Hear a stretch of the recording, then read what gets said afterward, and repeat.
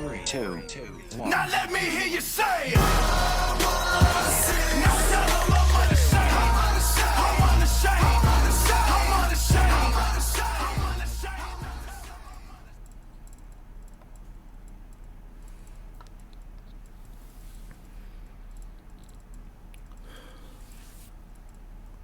Hello, my name is Robbie.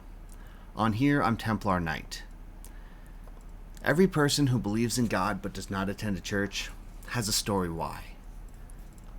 But it's said that whenever 2 or more people gather in God's name, that He is there. So this is church. Welcome. I'm glad you're here.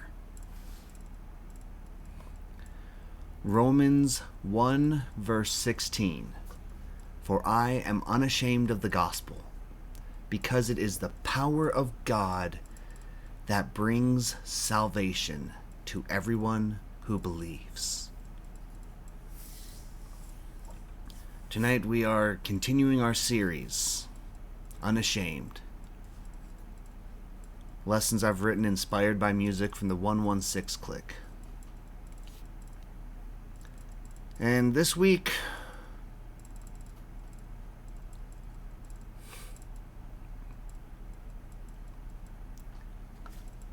I shouldn't be teaching this week's lesson.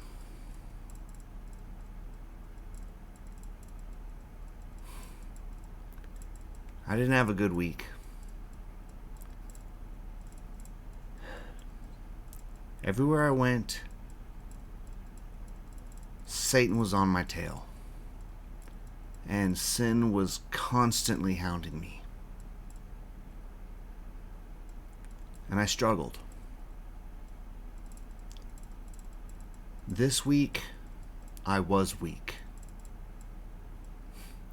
I haven't had to reach out to a friend and say, are we allowed to take a cheat day?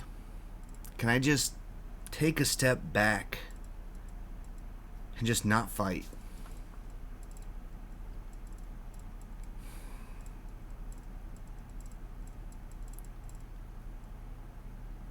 Because with everything that was going on, I just wanted to stop. I wanted to embrace my anger. I wanted to be upset. I wanted to listen to music that I know is so bad for me.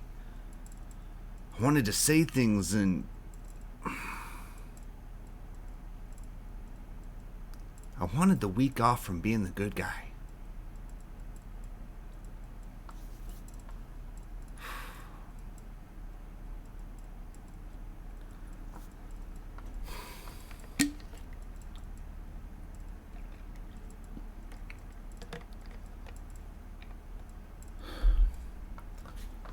And that's probably how we got this lesson this week.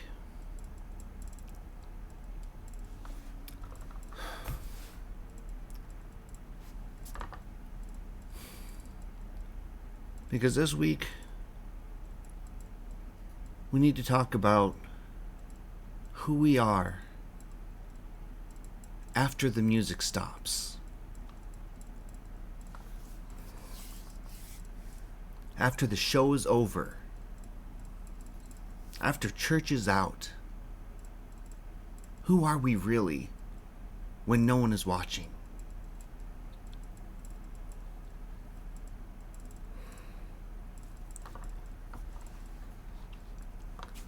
See, I remember growing up, and I grew up going to church.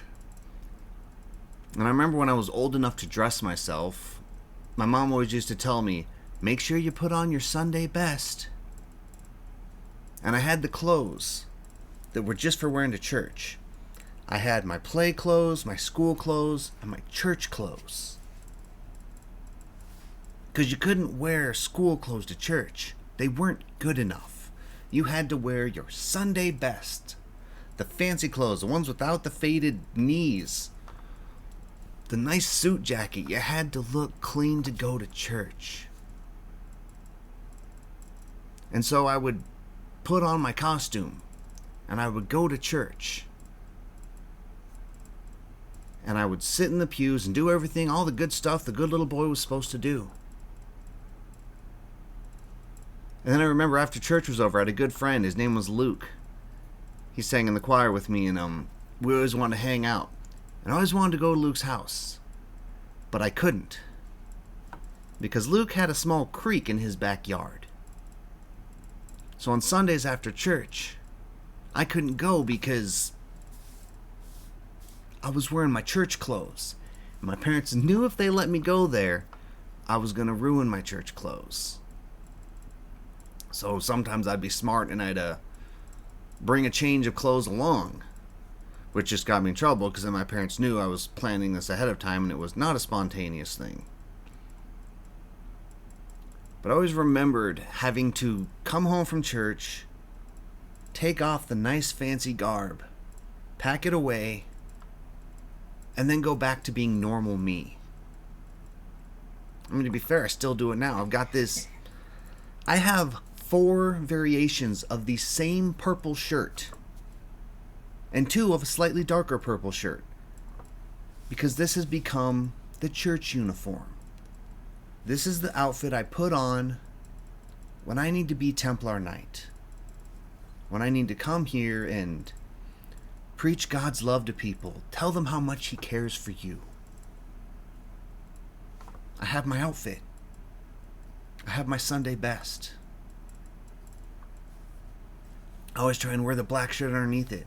I've always got the chain tucked in. It's always the same on Sundays. I put on my church uniform. But what happens afterward? Once the stream's over, we've stopped recording, the conversations are done, the camera turns off, the lights go away, we've raided the stream into someone else. What happens then? I take off the purple shirt, I throw it on a hanger, gets hung back up. The chain comes off, gets set right by the other one at the base of the monitor, so either one is accessible when I need it. I change my outfit. And sometimes I change me too.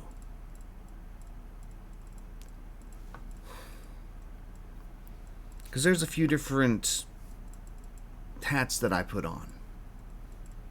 And I always talk about this, how I'm so compartmentalized, how there's Templar Knight, the guy right there, staring at me through the screen.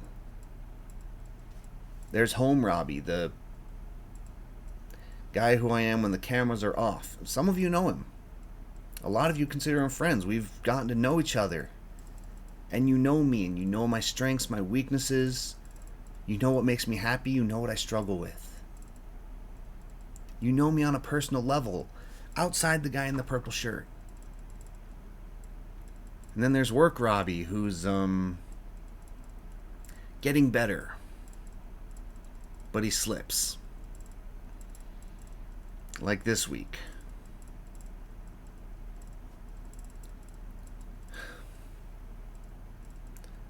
See, it's really easy to come here and put on the Christian outfit, do the church thing.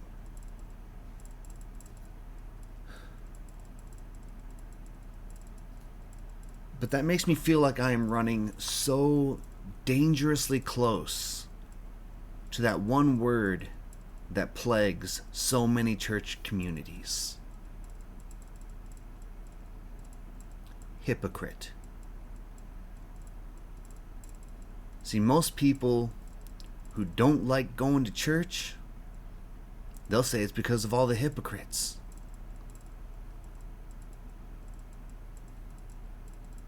And they wouldn't be wrong. I've been to churches. I've seen great things, and I've seen not so great things. And I understand why the Christian community is so constantly plagued by that word hypocrite. When I was in high school, me and my sister, we were the good kids. And at our church, we had those not so good Christians. And we used to joke and we'd call them hypocristians. because they would be at church on Sunday, reading their Bible, raising their hand and praising the Lord with the music. And then at school, we'd hear them swearing about stuff, hear stories of them out drinking and going to keg parties and doing things as a teenager you shouldn't be doing things as a Christian you really shouldn't be doing.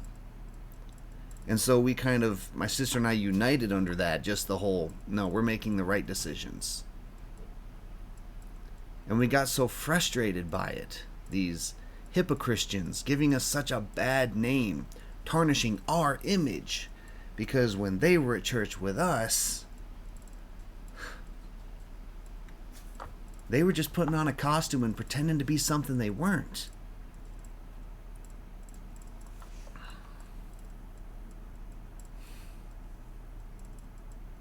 But here's the problem. So was I. Because I was being so judgmental. I had this holier than thou. I'm meh, and you're meh. Meh.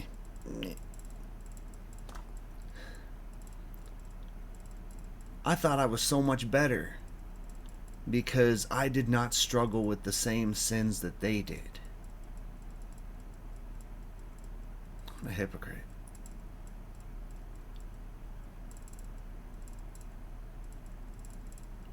But I still struggle. Even back then.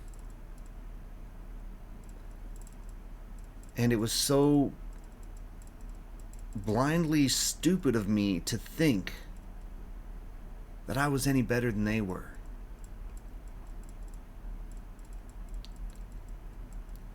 See, I was at church because my parents made me go.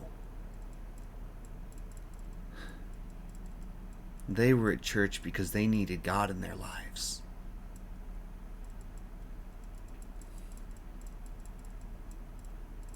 See, my childhood was easy.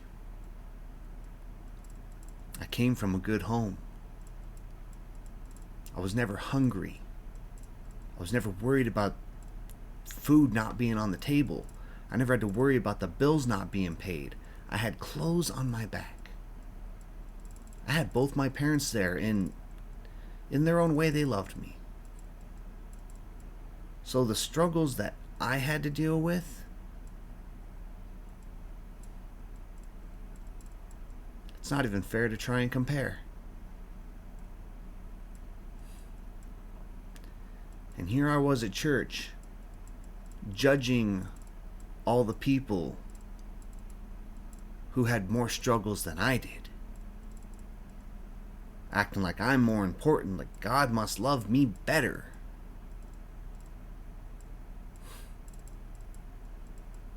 I get why people have struggles with religion.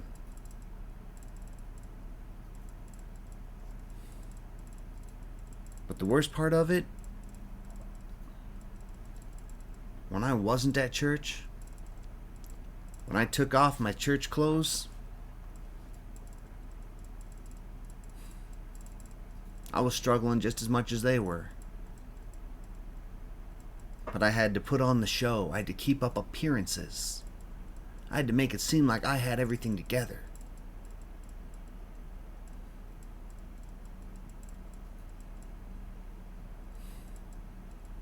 And I didn't. Still don't. But at least now I'm not trying to hide it.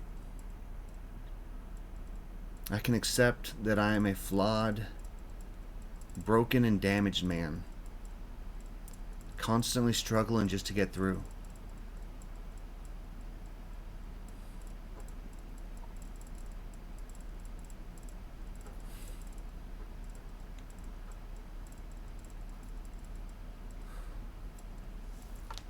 Sometimes I wish that when this camera shut off, when the stream was over, that I was still this guy.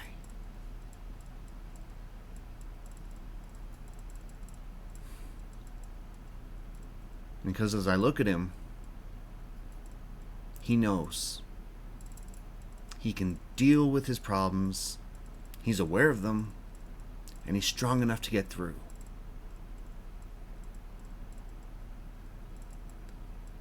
But when I don't see myself this way, when I'm not in this purple shirt being this person,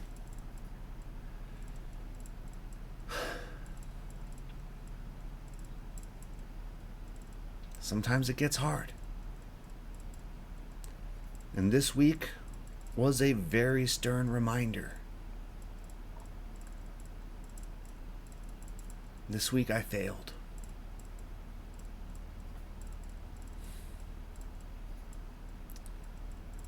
This week I fell back on my old vices to help deal with the struggle.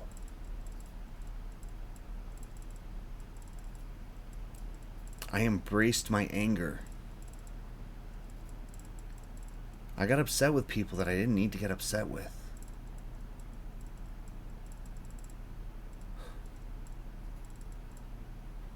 I allowed myself to put negative influences in my life just to help deal, to get me through the week, to get me through that end of the tunnel.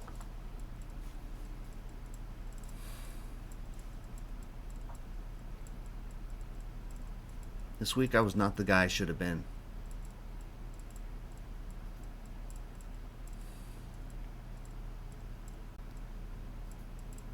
See, I wanted to come here and do this whole lesson about the type of man I am behind the scenes, the type of person I am when you can't see me.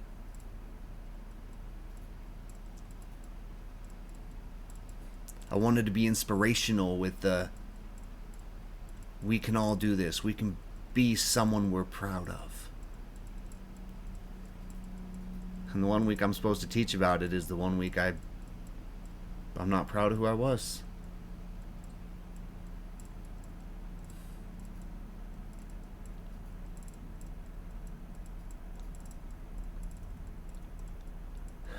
And maybe God needed that to happen for a reason.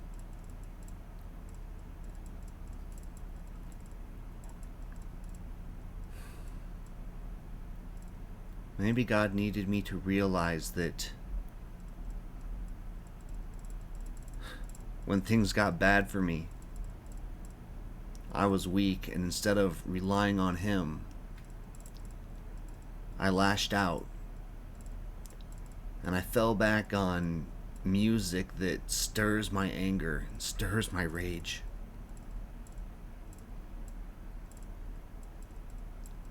And I should have fallen back on God. I should have asked Him to help me get through this.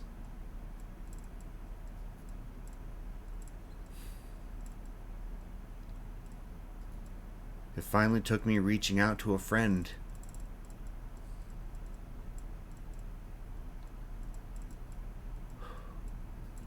To have someone I could talk to. Say, hey, I'm screwing up. I'm really struggling right now. And I need someone who understands.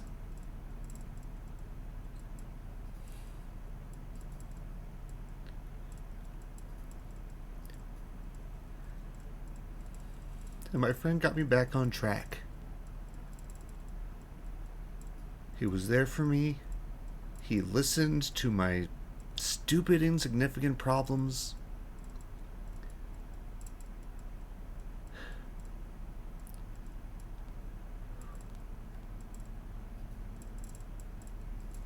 And he let God use him to point me in the right direction.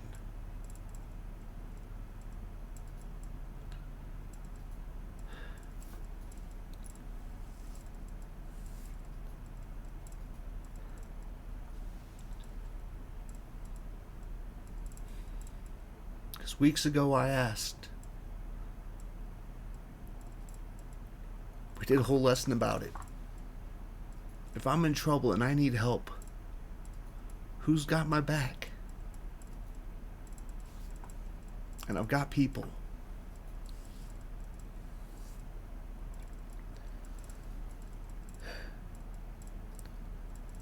So God used my friends to catch me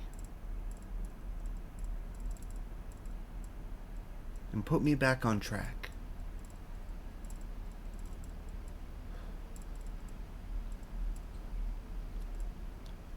Because sometimes I stumble.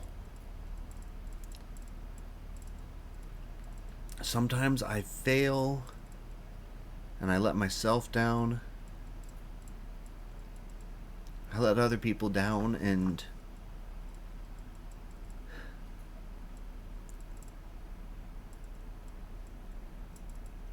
I need to find ways to get back.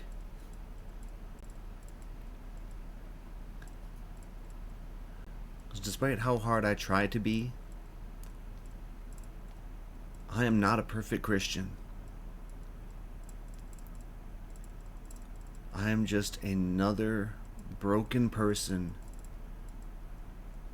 reaching out for the Lord.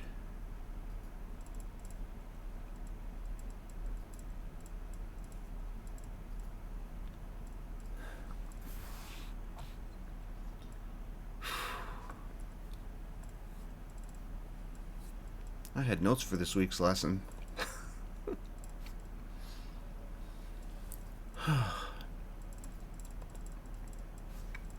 They don't matter. I had a Bible verse. Matthew chapter 6, verse 6. And Jesus said, "Here's what I want you to do.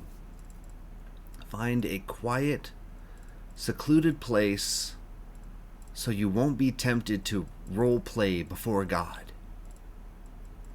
Just be there as simply and honestly as you can manage. The focus will shift from you to God, and you will begin to sense His grace."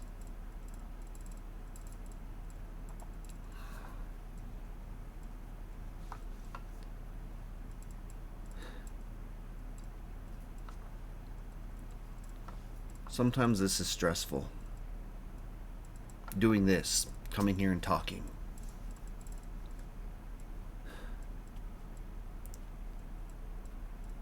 It is stressful trying to be a role model and leader that you guys deserve.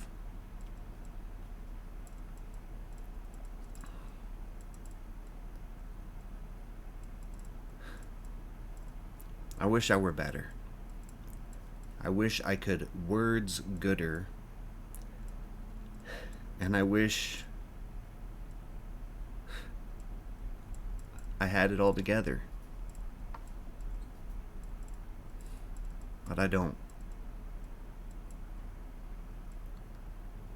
All I've got is knowing that God has got me. So that when I'm hurting, when I'm struggling, when I can't see the end at the light of the tunnel, God's got me.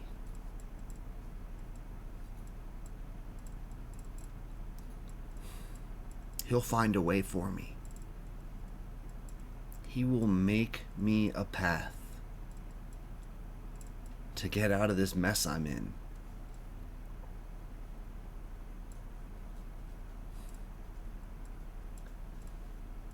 So instead of just sitting here and pretending like I'm that great inspirational leader,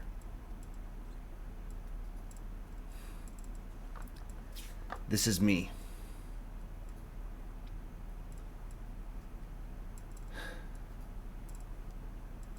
This is the guy who was there after the music stops, after the cameras turn off, and the purple shirt goes away.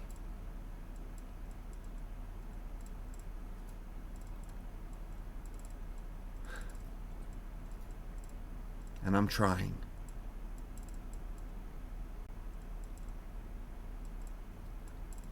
And I won't stop trying I wanted to say I won't stop fighting, but sometimes I do. Sometimes I want a cheat week when I can just...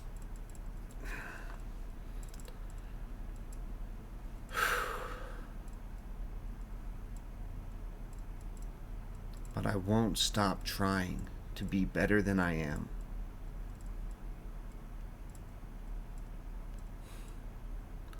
I won't stop trying to be that guy in the purple shirt.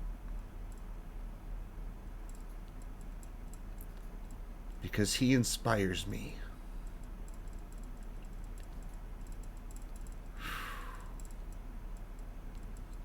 I spent Friday afternoon listening to some of his lessons. He doesn't word very good, but sometimes the message God conveys is exactly what I need to hear.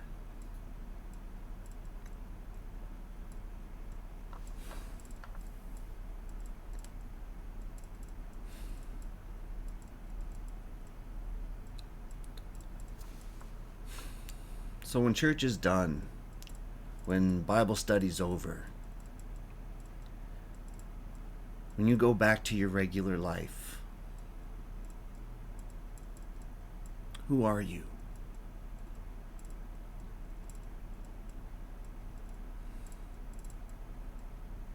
Are you just wearing a costume and pretending to be someone for God when everyone's watching? Or is God truly a part of your life?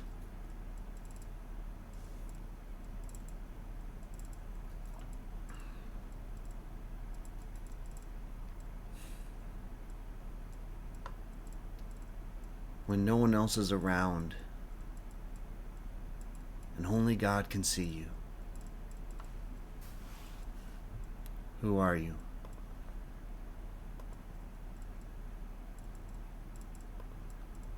What type of person are you after the music stops?